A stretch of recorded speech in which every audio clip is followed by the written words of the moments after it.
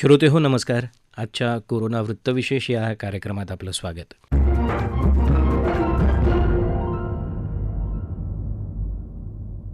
श्रोते हो, जगात तसंच आपल्या देशातही कोरोना रुग्णदर झपाट्यानं वाढतोय. या पार्श्वभूमीवर जागतिक आरोग्य संघटनेनं जाहीर केलेलं अगदी ताजं निवेदन थोडं दिलासा देणारं आहे. यावर्षी म्हणजेच 2022मध्ये संपूर्ण जग या कोरोनाच्या साथीच्या दुष्टचक्रातून मुक्त होऊन विश्व कोरोनामुक्त होईल असा विश्वास WHO म्हणजेच जागतिक आरोग्य संघटनेचे आरोग्य विभागाचे अध्यक्ष टेड्रॉस अधनॉम घेब्रेयेसस यांनी व्यक्त केलाय. WHO हे जाहीर करताना नेमक्या कोणकोणत्या गोष्टींना अधोरेखित केलं गेलं आहे याविषयी आणि त्या अनुषंगानं येणाऱ्या मुद्द्यांचा उहापोह आपण आजच्या कोरोना वृत्तविशेषमध्ये करणार आहोत.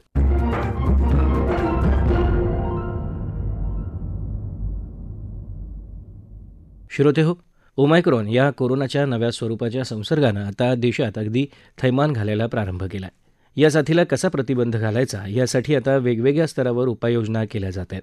यावर्षी संपूर्ण जग कोरोनामुक्त होईल असं विधान जेव्हा जागतिक आरोग्य संघटनेसारखी संस्था करते त्यावेळी त्याला नेमका कोणता आधार आहे, याविषयी सुरू असलेल्या संशोधनाला नेमकं किती यश येत आहे याबद्दलची सगळ्यांनाच उत्सुकता असणार आहे. याचविषयी अधिक माहिती देत आहेत अतिदक्षता विभाग तज्ज्ञ डॉक्टर सुमित मोरे. आपण स्टेटमेंट आज ऐकलं असेल की WHO जे हेड आहेत त्यांनी सांगितलं की 2022ला कोविडचा अंत होईल. त्यामागचं लॉजिक असं आहे की सध्याला जे व्हेरियंट आहे ओमिक्रॉन त्याचं स्प्रेड आणि इन्फेक्टिव्हिटी ही खूप जास्त आहे, पण सिम्पटम्स हे माइल्ड आहे. इन्फेक्टिव्हिटी जास्त असल्यामुळे नंबर ऑफ पेशंट जे अफेक्ट होतील किंवा जे इन्फेक्ट होतील त्याचं प्रमाण जास्त असेल. सध्याला ओपीडीत सुद्धा आपण जाणवत असेल की जे अप्पर रेस्पिरेटरी ट्रॅक इन्फेक्शनचे पेशंट आहेत किंवा त्या पेशंटचं प्रमाण खूप जास्त वाढलेलं आहे आणि त्यामुळे इन्फेक्टिव्हिटी जास्त असल्यामुळे पेशंट इन्फेक्ट होतील. माइल्ड असल्यामुळं इंडायरेक्ट रिकव्हरी जरी चांगली असली तरी ते लवकर बरे होतील आणि त्या झालेल्या आजारामुळं ओमिक्रॉनच्या इन्फेक्शनमुळं किंवा कोविड म्हणू आपण की कोविडमुळं त्यांना एक इम्युनिटी प्राप्त होऊन जाईल. म्हणजे एक लाईव्ह व्हॅक्सिन सारखं हा सध्याला जो माइल्ड स्ट्रेन आहे त्या पद्धतीनं वर्क होतोय. आणि जेव्हा एखाद्या कम्युनिटीमध्ये ऑलरेडी आपल्या भारतामध्ये व्हॅक्सिनेशनचं प्रमाण खूप जास्त आहे, ते आपण क्रेडिट गव्हर्नमेंटला आपल्या दिलंच पाहिजे. सोबत या व्हेरियंटमुळं इन्फेक्टिव्हिटी ही जास्त आहे आणि माइल्ड केसेस असल्यामुळं भरपूर मॅक्झिमम लोक त्यात इन्फेक्ट होत आहेत. त्यामुळे एक प्रकारे हर्ड इम्युनिटी डेव्हलप होती आहे आणि हर्ड इम्युनिटी डेव्हलप झाल्यामुळं पुढची वेव्ह याचे चान्सेस हे त्या मानानं खूप कमी आहे. तर महत्वाचे मुद्दे लक्षात घेण्यासारखे की इन्फेक्शन हे माइल्डच आहे. सिम्पटम्स असतील तर तुम्ही तुमच्या डॉक्टरांना दाखवून घ्या. लवकर ट्रीटमेंट चालू केली तर रिकव्हरी चांगली आहे. दुसरा मुद्दा, अंगावर काढू नका आजार.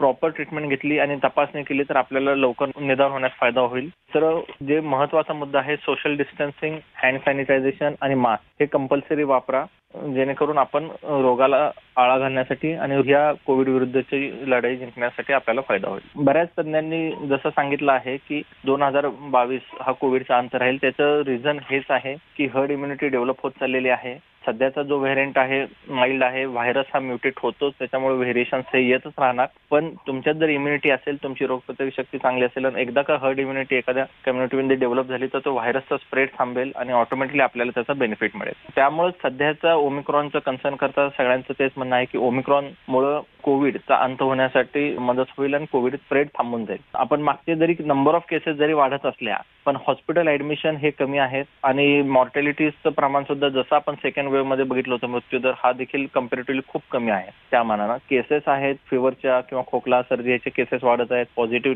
पॉझिटिव्ह येणारे नंबर वाढत आहे, पण मृत्यूदर कमी आहे. माइल्डच आजार आहे. त्याच्यामुळं हे एक थेरी आहे की जेणेकरून सध्याला जी हर्ड इम्युनिटी डेव्हलप होत आहे या हर्ड इम्युनिटीमुळं म्हणजे 2022 मध्ये कोविडचा अंत होईल आणि कोविडचा जो संसर्गजन्य आजार आहे तो जो पसरतोय एकदा का कम्युनिटीमध्ये एक हर्ड इम्युनिटी डेव्हलप झाली की ती पसरणार नाही. श्रोते हो, कोरोना काळात होत असलेल्या चर्चेत वारंवार उल्लेख केला जात होता तो म्हणजे हर्ड इम्युनिटी या शब्दाचा, म्हणजेच सामूहिक रोगप्रतिकार शक्ती. आता हर्ड इम्युनिटी म्हणजे काय, अशी रोगप्रतिकार क्षमता नेमकी कशी तयार होते, तिचा नेमका उपयोग आणि त्याचे लाभ काय, अशा प्रकारे तयार होणाऱ्या सामूहिक रोगप्रतिकार क्षमतेवरचं अवलंबित्व योग्य की अयोग्य आणि ही संकल्पना जर उपयोगी ठरत असेल तर त्या भरोशावर आपण किती राहायचं, असे अनेक प्रश्न सामान्य नागरिकांच्या मनात निर्माण होत असतात आणि ते स्वाभाविक आहे. हर्ड इम्युनिटीविषयी झालेला अभ्यास, त्याची माहिती याविषयी आज आपल्याला अधिक माहिती देत आहेत अतिदक्षता विभाग तज्ज्ञ doctor Sumit More. Herd immunity आपण आता कोविड 2020 पासून जसं बघतोय कोविड-19 जशी सुरुवात झाली भारतात मार्च पासून, तर इन्फेक्शनची आपण बघतोय की लाट येते, पहिली लाट झाली, दुसरी लाट झाली, आता आपण म्हणतो की तिसरी लाट येईल ओमिक्रॉन हा नवीन व्हेरियंटमुळे. तर जेव्हा एखादा नवीन व्हायरस येतो, जे कॉन्टॅजियस डिसीज असतात म्हणजे संसर्गजन्य आजार असतो, हे आजार एखाद्या पॉप्युलेशनमध्ये किंवा एखाद्या लोकवस्तीमध्ये पसरायला चालू होतो. कोविड हा आजार असा आहे की संसर्गजन्य त्याचं प्रमाण जास्त आहे, खूप जास्त प्रमाणात पसरतो. तो पॅन्डेमिक म्हणजे जगातील मॅक्झिमम देशांमध्ये सगळीकडेच तो पसरला गेला आणि त्याच्यामुळे पहिल्या लाटेमध्ये काही लोक कुणीच त्या गोष्टी व्हायरसला पहिल्यांदाच फेस केलं होतं. त्यामुळे मॅक्झिमम लोक इन्फेक्ट झाले. त्या व्हायरसमुळे जे इन्फेक्ट होऊन त्यातनं बाहेर आले, त्यांच्यात एक ती रोगप्रतिकारक शक्ती डेव्हलप झाली किंवा त्याच्या कॉन्टॅक्टमध्ये आले पण त्यांना माइल्डच इन्फेक्शन राहिले, अशा लोकांमध्ये ती रोगप्रतिकारक शक्ती डेव्हलप होऊन जाते त्या व्हायरसच्या अगेन्स्ट. तसेच आपण व्हॅक्सिनेशनही घेतोय. सेकंड वेव्हला अजून काही लोक परत इन्फेक्ट झाले. आधी ज्यांच्यामध्ये इम्युनिटी डेव्हलप झाली होती ती इम्युनिटी तशीच परत हे ऍड ऑन लोक झाले. आता थर्ड वेव्हला जेव्हा परत इन्फेक्टिव्हिटी वाढतीये, उरलेले मॅक्झिमम पेशंट हे जेवढे राहिलेले इन्फेक्ट होतील आणि त्यांच्यामध्ये देखील इम्युनिटी होईल. एक प्रकारे कम्युनिटीतील मॅक्झिमम लोकांमध्ये जेव्हा इम्युनिटी डेव्हलप होऊन जाईल या व्हायरसच्या अगेन्स्ट, त्याला आपण हर्ड इम्युनिटी म्हणतो. संसर्गजन्य आजार असल्यामुळे त्याचा स्प्रेड कमी होऊन जाईल कारण की मॅक्झिमम जे लोक आहेत त्यांच्यामध्ये त्या व्हायरसच्या अगेन्स्ट इम्युनिटी आहे. त्यामुळे व्हायरसचा स्प्रेड थांबेल आणि त्याच्यामुळे फोर्थ आपण जे एक्सपेक्ट करतोय लाट येईल ती येणार नाही. हर्ड इम्युनिटी ही नॉर्मली संसर्गजन्य आजारात आपल्याला प्रामुख्याने दिसते. म्हणजे चिकन पॉक्स असेल किंवा बाकीचे जे आजार होते त्या पद्धतीनं जेव्हा व्हॅक्सिनेशन झालं आणि ते आजार इरॅडिकेट झाले आणि जेव्हा एकही केस सापडणार नाही तो आजार इरॅडिकेट झाला आपण म्हणू शकतो. हर्ड इम्युनिटी ही प्रत्येक व्हायरस किंवा प्रत्येक आजारामध्ये हळूहळू डेव्हलप होत जाते. त्यात व्हॅक्सिनेशनचा देखील रोल असतो. जेव्हा मास लेवलवर तुम्ही व्हॅक्सिनेशन करता त्यावेळी ही इम्युनिटी डेव्हलप होऊन जाते आणि ऑटोमॅटिकली ते जे आजाराचे संसर्गजन्य आजार असतात, तुमच्या बाजूचे पेशंट जर त्या आजाराला इम्युन असेल तर ऑटोमॅटिकली तो स्प्रेड करू शकणार नाही. तर ती व्हायरसची गती तिथेच थांबते, तो स्प्रेड होत नाही.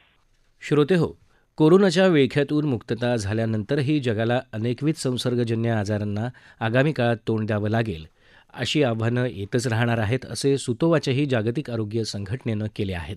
त्यामुळे आपण वेळीच सावध राहून दक्षतेचे उपाय योजले पाहिजेत. अशा इतर साथींचे धोके ओळखून संभाव्य संकट आपण परतवून लावण्यासाठी अनेक प्रकारे सज्ज सिद्ध झालं पाहिजे.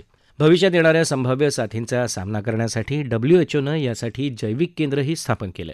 याद्वारे नवनवीन जैविक साहित्याची देवाणघेवाण करणं अनेक देशांना शक्य होईल असं सांगताना घेब्रेयसस यांनी स्पष्ट केलंय की प्रत्येक देशानं लसीकरणावर अधिकाधिक भर दिला पाहिजे. 2022च्या जून अखेरपर्यंत सर्व देशांच्या लोकसंख्येच्या 70% नागरिकांचं लसीकरण पूर्ण झालेलं असावं.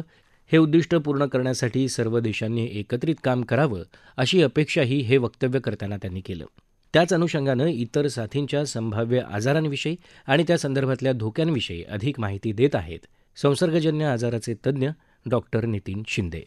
साधारणतः आता WHO जे म्हटलेलं आहे की भविष्यात आपल्याला इतरही अनेक संसर्गजन्य रोगाचा सामना करावा लागू शकतो, हे अत्यंत खरं आहे. कारण पॅन्डेमिक्स ज्याला आपण म्हणतो की जी संसर्गजन्य रोगाची जी लाट येते ती एका फिक्स्ड इंटरव्हल नंतर येत राहते. जर आपण बघितलं तर 1993 मध्ये प्लेग आला होता, त्याच्यानंतर 2009 मध्ये स्वाईन फ्लू, त्यानंतर 2013 मध्ये MERS म्हणून एका रोगाचा प्रादुर्भाव झाला होता मिडल ईस्टमध्ये, आणि आता कोविड.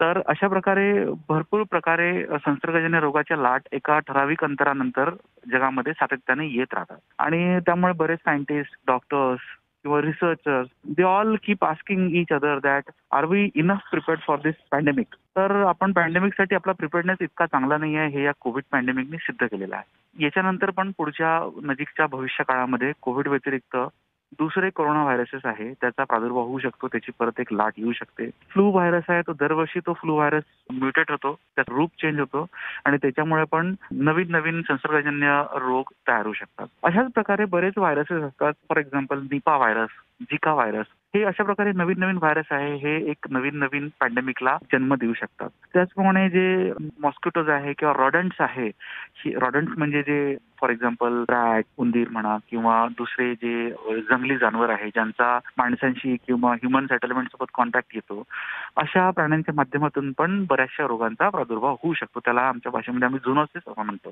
तर अनेक प्रकारचे झुनोसिस आहे, टायफस फीवर्स आहेत. तर अशा सगळ्या प्रकारचे आजार एक रौद्र रूप धारण करून नजीकच्या भविष्य काळामध्ये एक संसर्गजन्य लाट म्हणून नक्कीच येऊ शकतात. तर आपण सगळ्यांनी मला वाटते कुठल्याही पॅन्डेमिकला आपल्या सिस्टमनी तोंड देण्याची गरज आहे. आणि जनरली शास्त्रज्ञ कंटिन्युअसली बघत असतात. There are lot of pathogen which are on the surveillance, म्हणजे जे व्हायरसेस किंवा जे बॅक्टेरिया पोटेन्शियल पॅन्डेमिक करू शकतात, अशा व्हायरस आणि बॅक्टेरियांवर शास्त्रज्ञांचं सतत लक्ष असते. आणि ते म्युटेशन्स किती होत आहे त्यांच्यामध्ये, काय रेटनी म्युटेशन होत आहे, ते सतत बघत असतात. किंवा ज्या प्राण्यांमधून पॅन्डेमिक होऊ शकतात, फॉर एक्झाम्पल पिग्स, ज्यांचा माणसांशी संबंध असतो, अशा प्राण्यांमध्ये कुठली रोगराई वाढते का, पिजन म्हणा किंवा चिकन, तर त्यांच्यामध्ये कुठला आउटब्रेक होतोय का, रोगराई वाढते का, आणि तो जम्प करून माणसांमध्ये येऊ शकतो का, ह्याच्यावर सातत्यानं शोध होत राहतात. त्यामुळे कुठलाही आजार भविष्यामध्ये कुठल्याही पॅन्डेमिकसाठी, तो कुठलाही असो, तो व्हायरस असो, बॅक्टेरिया असो, तो झिका असो, तो निपाह असो, स्वाईन फ्लू असो, कोविड असो, कुठला पण असो, तर त्या कुठल्याही आजाराला इरेस्पेक्टिव्ह ऑफ व्हायरसनी हो की बॅक्टेरियानी हो, आपण तोंड द्यायला समर्थ असलं पाहिजे. आणि त्यासाठी आपल्या सगळ्यांना एकत्र येऊन we have to really follow science, आणि सगळ्या सिस्टम्सना एकत्र येऊन ह्याच्याबद्दल अभ्यास केला पाहिजे आणि तयारी केली पाहिजे. श्रोते हो, आता मुलांच्या लसीकरणाचा कार्यक्रमही संपूर्ण देशात सुरू झालाच आहे. आपल्या घरातल्या आजूबाजूच्या पात्र मुलांना लसीचं सुरक्षा कवच असणं अतिशय गरजेचं आहे. हे लक्षात घेऊन आपण या लसीकरण मोहिमेचा अधिकाधिक प्रचार केला पाहिजे. तसंच आपल्या आजूबाजूच्या सर्व पात्र व्यक्तींनी लस घ्यावी, यासाठी आपण सुजाण नागरिक म्हणून त्यांना प्रोत्साहनही दिलं पाहिजे. घरात येणारी कामगार मंडळी, सेवा देणारी अशिक्षित मंडळी यांना लस घेण्याचे फायदे समजावून सांगितले पाहिजेत आणि कोरोनावर्तन त्रिसूत्रीचं पालन आवर्जून केलंच पाहिजे. श्रोते हो, याबरोबरच आजचा कोरोना वृत्तविशेष हा कार्यक्रम संपला. हा कार्यक्रम आकाशवाणी मुंबईच्या प्रादेशिक वृत्त विभागानं सादर केला. सादरकर्त्या भावना गोखले, निर्मिती सहाय्य विवेक वानखडे, लेखन आणि समन्वय सुवर्णा बेडेकर आणि सागरिका कांबळे आणि निवेदन तुषार पवार.